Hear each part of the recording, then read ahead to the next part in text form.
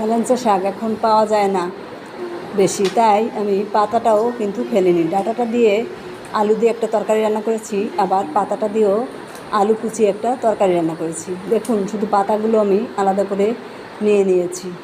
এখন আমি দুটো আলু নিয়েছি, আলু দুটোকে কুচিয়ে নিলাম।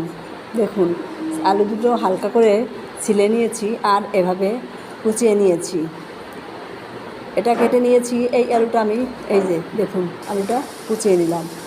এখন কড়াইতে তেল দিয়ে রাঁধুনি আর জিরে দিয়ে আলুগুলো হলুদ লবণ দিয়ে সুন্দর করে ঢেকে লাল করে আস্তে আস্তে অনেকটা সময় ধরে কিন্তু ভেজে নেব। মাঝে মধ্যে একটু নেড়ে চেড়ে দেবো। দেখুন, এভাবে একটু নেড়ে চেড়ে দিচ্ছি আর আলুটাকে একদম মুচমুচে করে ভেজে নিয়েছি।